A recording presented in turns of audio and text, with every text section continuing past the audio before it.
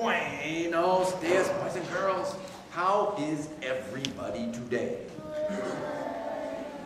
Hi, kids. Good to see you all here this morning. Butter, what are you doing? I'm just doing some final practicing for the Winter Olympics. I'm due in Sochi on Tuesday. The Olympics? In what event? Pairs skating. Watch this. Where are your skates? I don't need skates. I'm the holdee, not the holder. The what? The holdee. My partner, Scotty Hamilton, he does all the skating. It's my job just to be held. And I'm really good at it, because I'm small and soft, and I like being held. Who doesn't? You know, I thought about doing that feet first downhill single sled thing for a while, you know, the loogie, but I decided it was too dangerous. You mean the luge? No, the loogie. And I know why they call it that. Why? Because it scares the snot out of me. You are so weird. I know, but so was Jesus. So at least I have a good role model. Jesus was weird? He was not. Are you kidding? Sure he was, in all kinds of ways. His whole life. He didn't exactly fit in, which has always meant a lot to me because even though this may be hard to believe when you see me now, I mean, I'm so cool and everything, but I didn't always fit in either when I was a kid. For example. Well, when I was in the 4th grade, my parents, who were quite strict, gave me a crew cut. Just on your head? Oh, my whole body. All my fuzzy friends, you know, they made fun of me. So the next year I changed my look. Ah, and then you fit in. I got a body mohawk. Oh, 7th grade was slightly better though when I went to a mullet. But not much better. Excuse me, but when I said, for example, I was asking for an example of Jesus being weird, not you. I can easily imagine you being weird, even without examples. Oh, well. Take today's Bible story. finally! We're starting a new rotation focused on it. You know, the story of Jesus and the children. Well, what's so weird about that? Well, in Jesus' time, you know, children were mostly kept out of sight and out of mind Why? because they seemed defective. You know, like incomplete adults. They couldn't read the Bible, they couldn't go out and run the olive farm, and the little ones in the era before diapers, yeah. So, out of sight, out of mind. And out of smell. Exactly. But Jesus changed that. How? And why? Well, let me show you. It's a story from the book of Mark, but we need an usher. Why? Do you have a sudden urge to put something in the offering plate or something? No, but I need a disciple. And ushers are pretty close.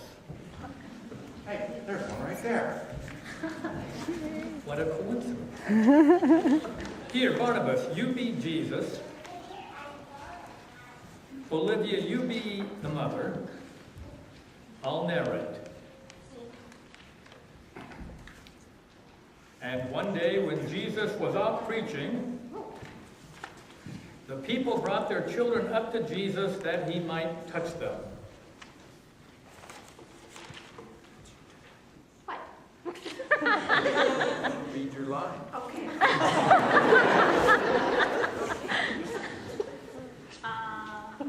No. Come on, kids. Now you all remember to be quiet. But this man, Jesus, this guy up here, he is a prophet. And I want you all to touch him. That is one big family. And the disciples saw this and rebuked. Oh, yeah. And the disciples saw this and rebuked the mother and children, shooing them away. Hey, what do you think you are doing? Bothering Jesus like that?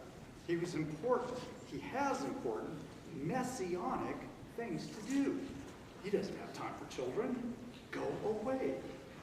Be sure to put something in the offering plate on your way.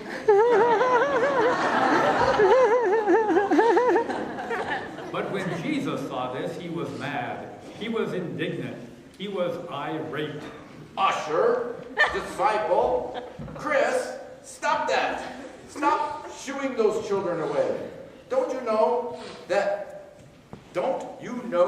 that children are meant to be seen and heard and loved?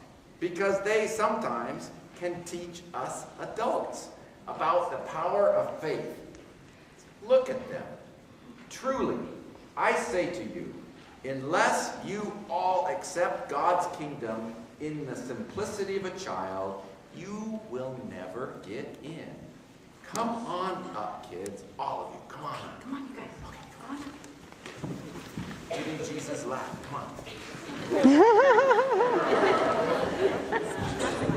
Okay, Paul, come on up here. Surround Jesus. Yeah. And then Jesus gathered them all in his arms and blessed them. I see. Jesus, well, he was a bit weird for his time, but he was right, of course. Of course. And if you think about it, Jesus' love is kind of like pair skating in the Olympics. Only it's Jesus who is the holder, and we all, every one of us, is the holdee. And now, is this another great day to be a kid in Jesus' arms, or what?